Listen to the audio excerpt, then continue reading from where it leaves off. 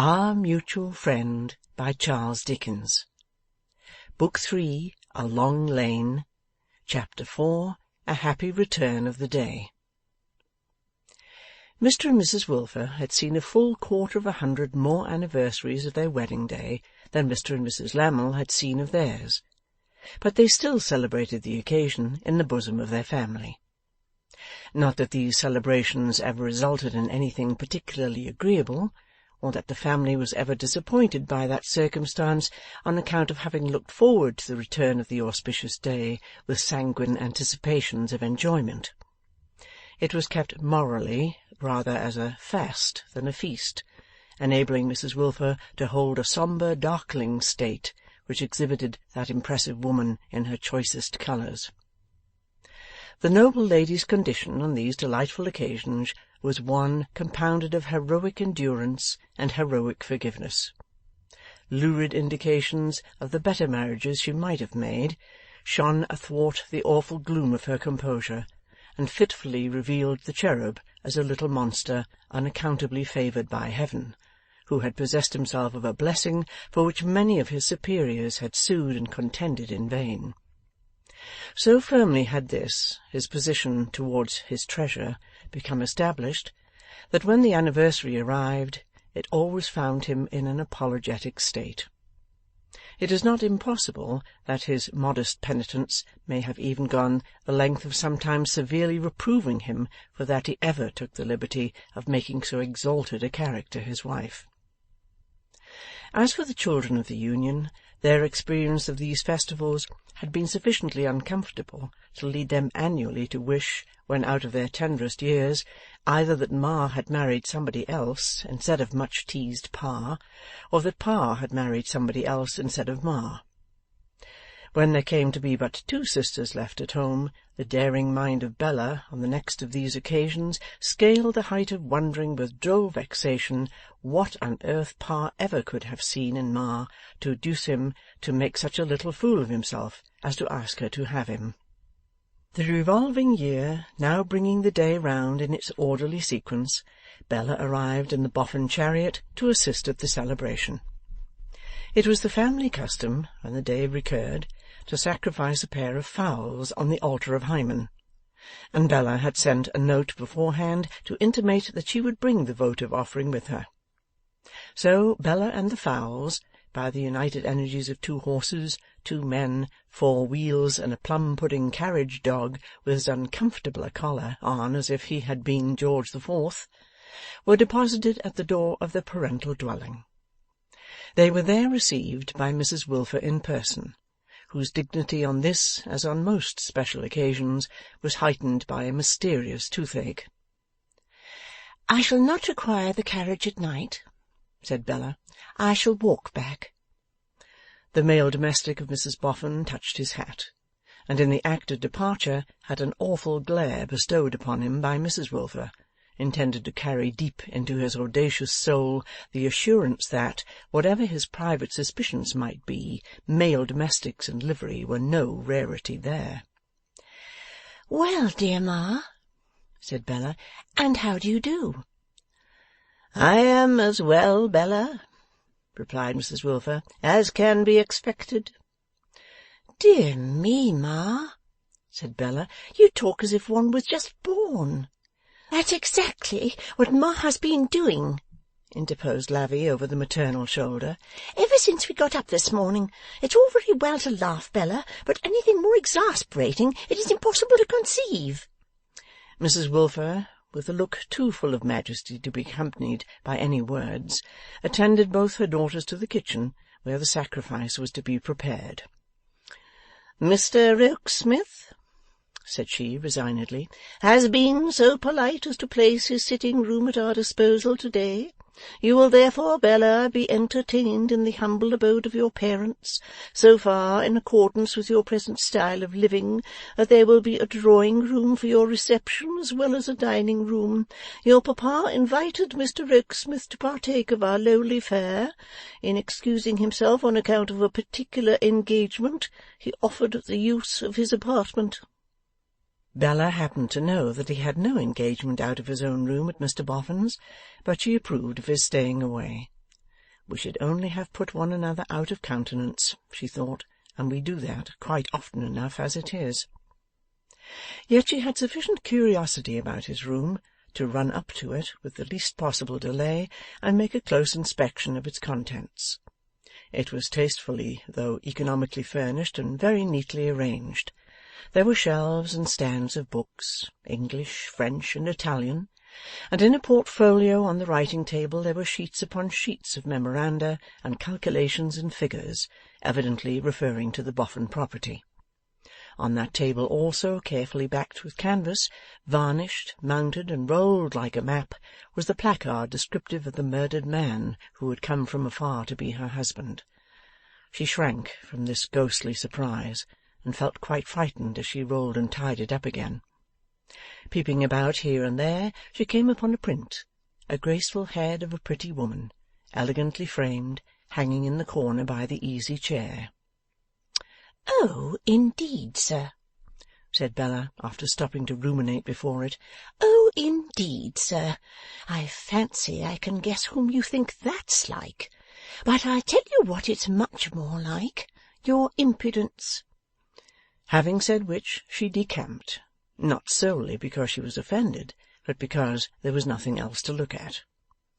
"Now, Ma," said Bella, reappearing in the kitchen with some remains of a blush, "you and Lavvy think magnificent me fit for nothing, but I intend to prove the contrary.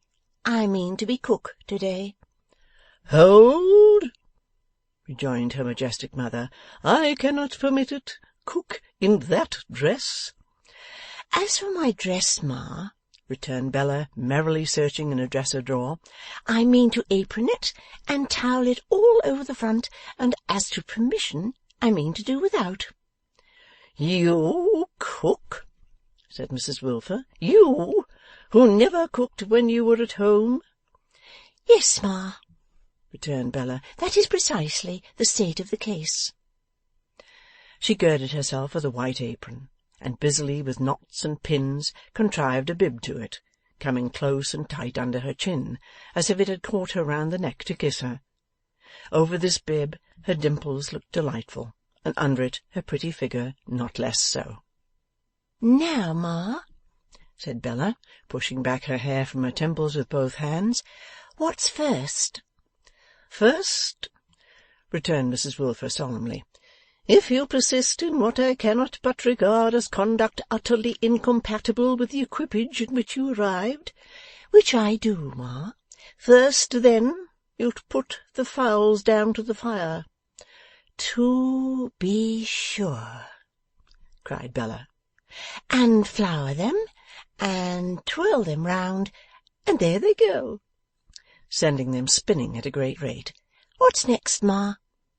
"Next," said Mrs. Wilfer, with a wave of her gloves, expressive of abdication under protest from the culinary throne, "I would recommend examination of the bacon in the saucepan on the fire, and also of the potatoes by the application of a fork. Preparation of the greens will further become necessary if you persist in this unseemly demeanour." "As of course I do, Ma." Persisting, Bella gave her attention to one thing and forgot the other, and gave her attention to the other and forgot the third, and remembering the third was distracted by the fourth, and made amends whenever she went wrong by giving the unfortunate fowls an extra spin, which made their chance of ever getting cooked exceedingly doubtful. But it was pleasant cookery too. Meantime Miss Lavinia, oscillating between the kitchen and the opposite room, prepared the dining-table in the latter chamber. This office she, always doing her household spiriting with unwillingness, performed in a startling series of whisks and bumps, laying the tablecloth as if she were raising the wind, putting down the glasses and salt-cellars as if she were knocking at the door, and clashing the knives and forks in a skirmishing manner suggestive of hand-to-hand conflict. "Look at Ma," whispered Lavinia to Bella when this was done, and they stood over the roasting fowls. "If one was the most dutiful child in existence, of course on the whole one hopes one is, isn't she enough to make one want to poke her with something wooden, sitting there bolt upright in a corner?" "Only suppose," returned Bella, that poor Pa was to sit bolt upright in another corner. My dear, he couldn't do it, said Lavvy. Pa would loll directly. But indeed I do not believe there ever was any human creature who could keep so bolt upright as Ma, or put such an amount of aggravation into one back. What's the matter, Ma? Ain't you well, Ma? Doubtless I am very well, returned Mrs. Wilfer, turning her eyes upon her youngest born with scornful fortitude. What should be the matter with me? You don't seem very brisk, Ma, retorted Lavvy the bold. Brisk, repeated her parent. Brisk! Whence the low expression, Lavinia?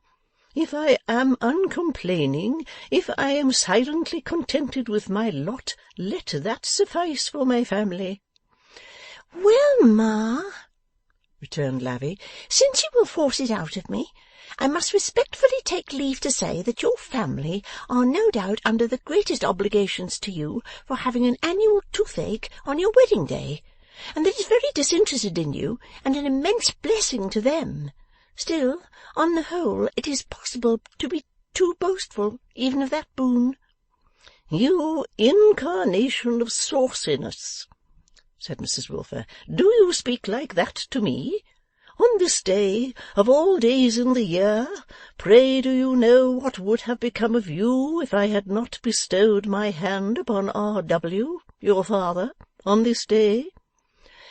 No, Ma, replied Lavvy, I really do not, and with the greatest respect for your abilities and information, I very much doubt if you do either.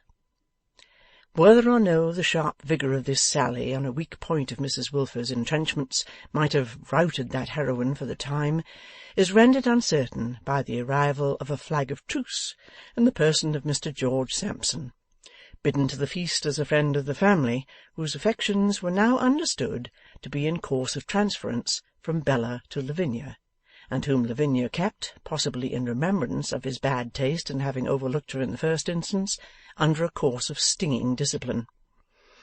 I congratulate you, Mrs. Wilfer, said Mr. George Sampson, who had meditated this neat address while coming along, on the day.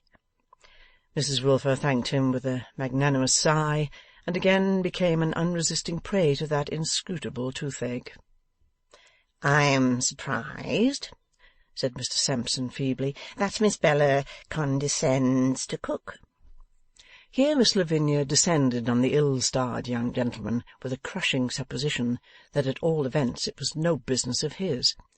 This disposed of Mr. Sampson in a melancholy retirement of spirit, until the cherub arrived, whose amazement at the lovely woman's occupation was great. However, she persisted in dishing the dinner as well as cooking it, and then sat down, bibless and apronless, to partake of it as an illustrious guest, Mrs. Wilfer first responding to her husband's cheerful, "For what we are about to receive," with a sepulchral "Amen," calculated to cast a damp upon the stoutest appetite. "But what," said Bella, as she watched the carving of the fowls, "makes them pink inside, I wonder, Pa? Is it the breed?" "No, I don't think it's the breed, my dear," returned Pa. "I rather think it is because they are not done." "They ought to be," said Bella. "Yes, I am aware they ought to be, my dear," rejoined her father, "but they ain't." So the gridiron was put in requisition, and the good-tempered cherub, who was often as uncherubically employed in his own family as if he had been in the employment of some of the old masters, undertook to grill the fowls.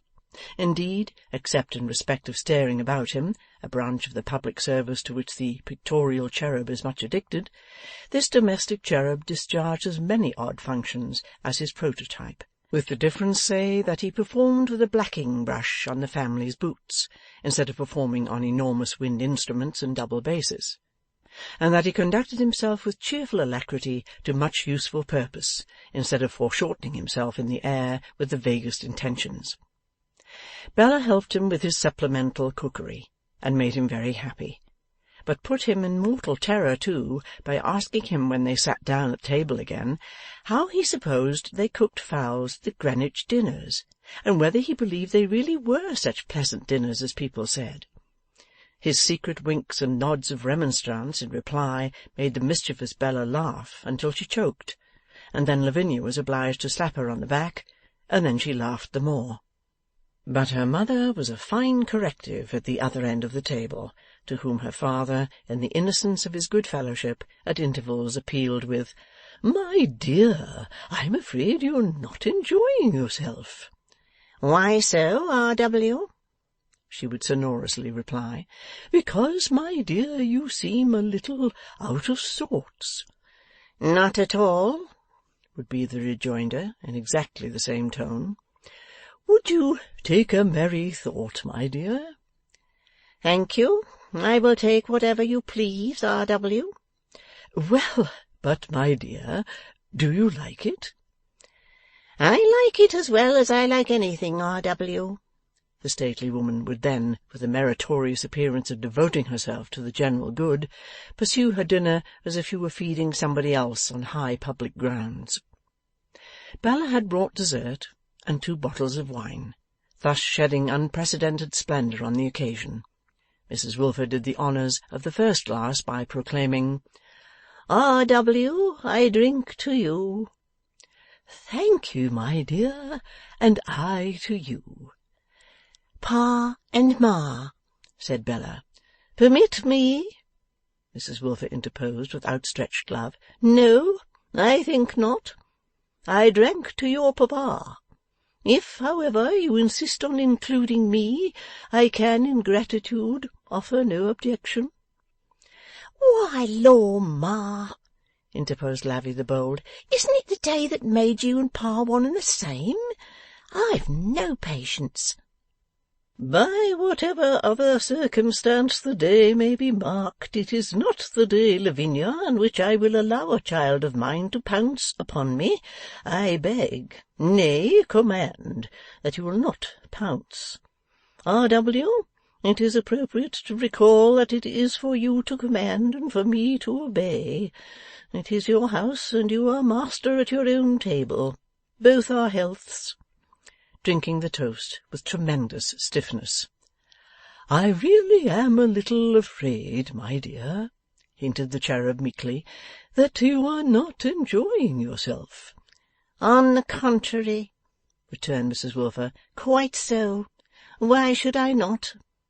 "I thought, my dear, that perhaps your face might—" "My face might be a martyrdom, but what would that import, or who should know it if I smiled?"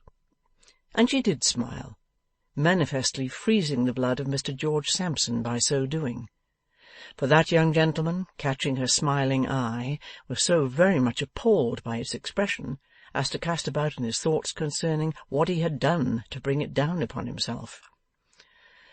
"The mind naturally falls," said Mrs. Wilfer. "Shall I say into a reverie, or shall I say into a retrospect, on a day like this?"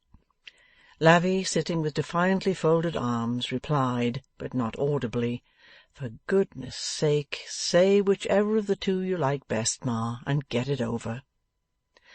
"The mind," pursued Mrs. Wilfer in an oratorical manner, "naturally reverts to papa and mamma. I here allude to my parents at a period before the earliest dawn of this day. I was considered tall, perhaps I was. Papa and mamma were unquestionably tall. I have rarely seen a finer woman than my mother, never than my father." The irrepressible Lavvy remarked aloud, "Whatever grandpapa was, he wasn't a female." "Your grandpapa," retorted Mrs. Wilfer with an awful look and in an awful tone, "was what I describe him to have been, and would have struck any of his grandchildren to the earth who presumed to question it. It was one of mamma's cherished hopes that I should become united to a tall member of society. It may have been a weakness, but if so, it was equally the weakness, I believe, of King Frederick of Prussia. these remarks being offered to Mr. George Sampson, who had not the courage to come out for single combat, but lurked with his chest under the table and his eyes cast down, Mrs. Wilfer proceeded, in a voice of increasing sternness and impressiveness, until she could force that skulker to give himself up. Mamma would appear to have had an indefinable foreboding of what afterwards happened, for she would frequently urge upon me, "Not a little man! Promise me, my child, not a little man! Never, never, never marry a little man!" Papa also would remark to me, he possessed extraordinary humour, that a family of whales must not ally themselves with sprats. His company was eagerly sought, as may be supposed, by the wits of the day, and our house was their continual resort. I have known as many as 3 copper-plate engravers exchanging the most exquisite sallies and retorts there at one time. Here Mr. Sampson delivered himself captive, and said, with an uneasy movement on his chair, that 3 was a large number, and it must have been highly entertaining.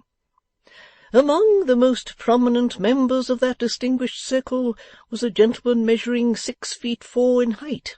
He was not an engraver. Here Mr. Sampson said, with no reason whatever, "Of course not." This gentleman was so obliging as to honour me with attentions which I could not fail to understand. Here Mr. Sampson murmured that when it came to that, you could always tell. I immediately announced to both my parents that those attentions were misplaced, and that I could not favour his suit. They inquired was he too tall? I replied it was not the stature, but the intellect was too lofty. At our house, I said, the tone was too brilliant, the pressure was too high to be maintained by me, a mere woman, in everyday domestic life. I well remember Mamma's clasping her hands and exclaiming, "This will end in a little man." Here Mr. Sampson glanced at his host, and shook his head with despondency. She afterwards went so far as to predict that it would end in a little man, whose mind would be below the average.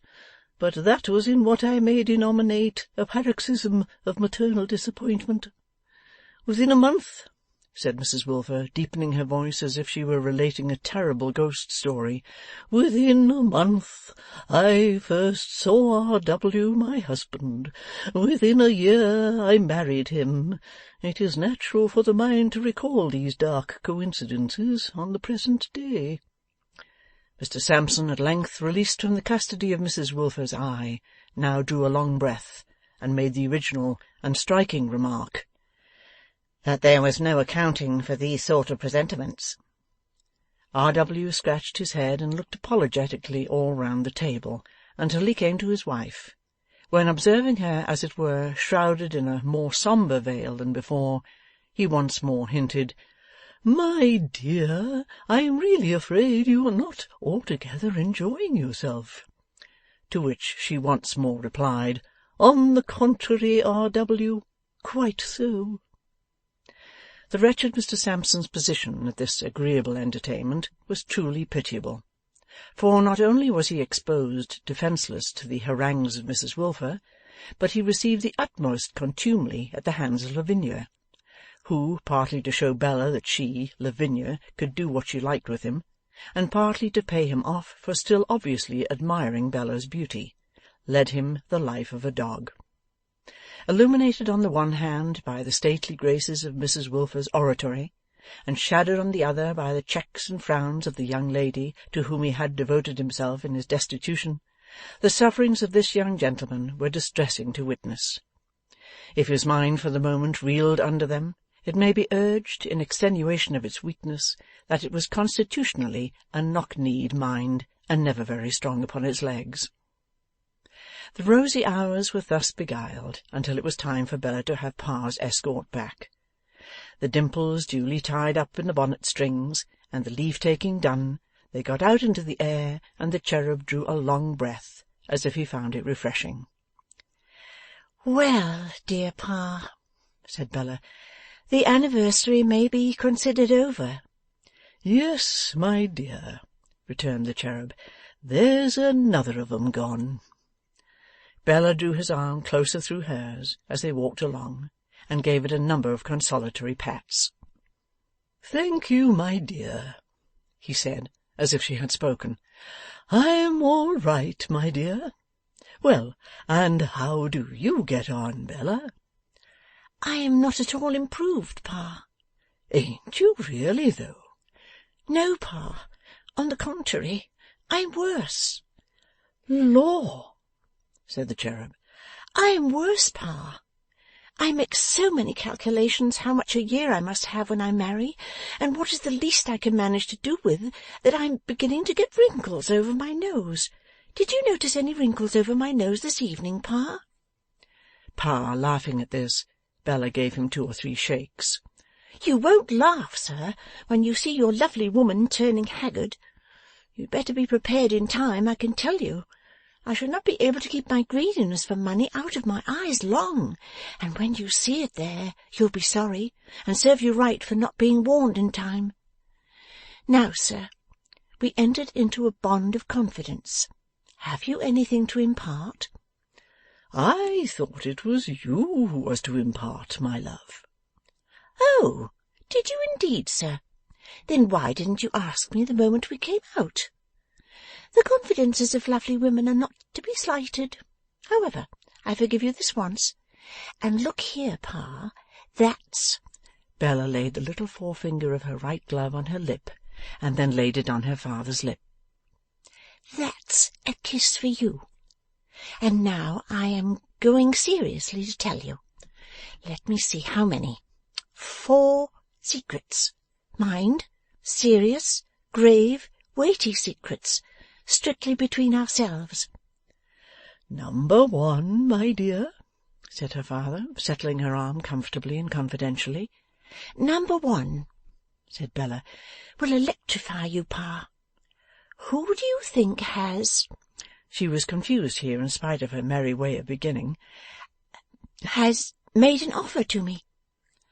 Pa looked into her face, and looked at the ground, and looked into her face again, and declared he could never guess. 'Mr. Rokesmith.' 'You don't tell me so, my dear.' 'Mr. Rokesmith, Pa,' said Bella, separating the syllables for emphasis. 'What do you say to that?' Pa answered quietly with the counter-question, 'What did you say to that, my love?' 'I said no,' returned Bella sharply. 'of course.' 'Yes, of course,' said her father, meditating. 'And I told him why I thought it a betrayal of trust on his part and an affront to me,' said Bella. 'Yes, to be sure. I am astonished indeed. I wonder he committed himself without seeing more of his way first. Now I think of it, I suspect he always has admired you, though, my dear.' 'A hackney coachman may admire me,' remarked Bella with a touch of her mother's loftiness. 'It's highly probable, my love.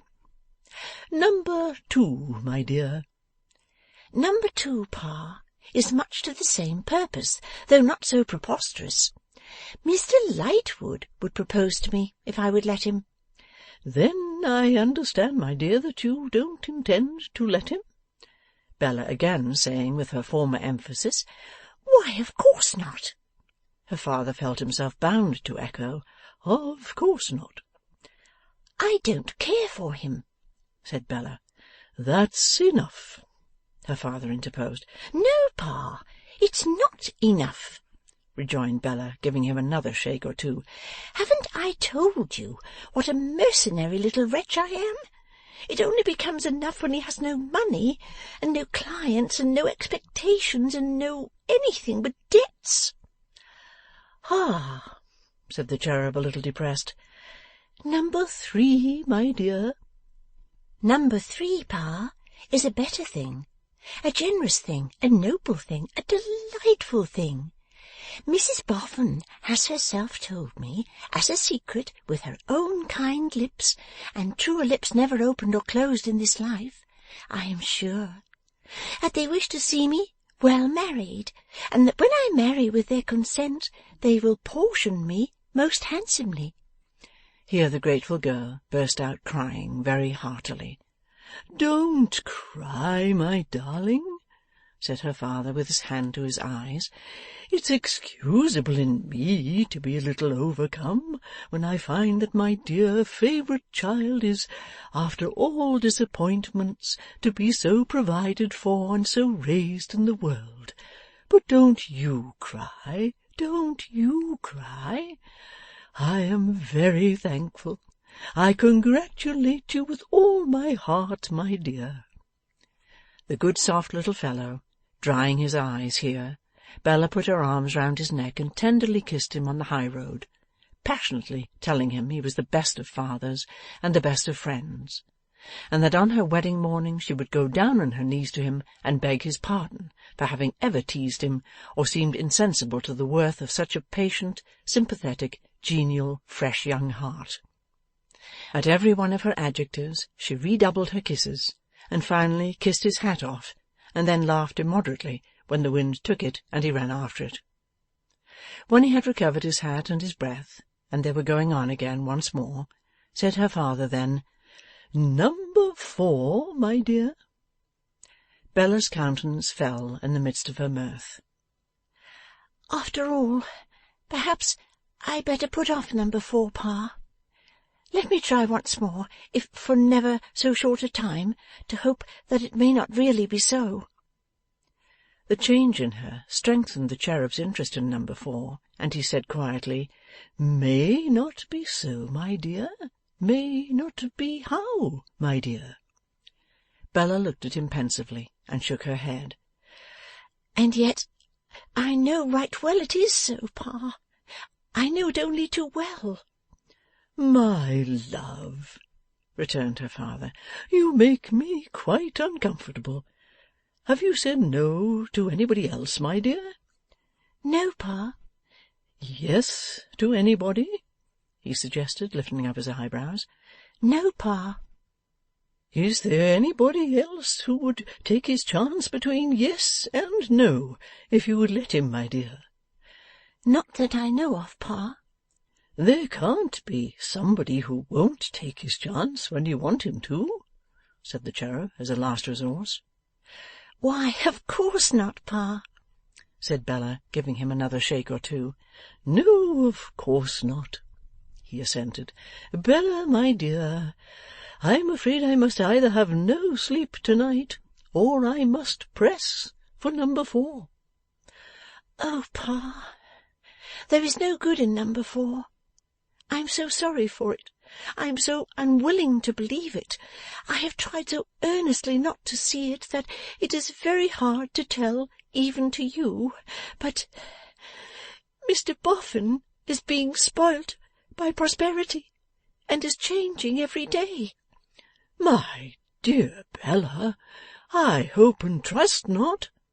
'I have hoped and trusted not too, Pa. But every day he changes for the worse and for the worse. Not to me, he's always much the same to me, but to others about him. Before my eyes he grows suspicious, capricious, hard, tyrannical, unjust. If ever a good man were ruined by good fortune, it is my benefactor. And yet, Pa, think how terrible the fascination of money is. I see this, and hate this, and dread this, and don't know but that money might make a much worse change in me. And yet I have money always in my thoughts and my desires, and the whole life I place before myself is money, money, money. And what money can make of life? End of Book 3, Chapter 4.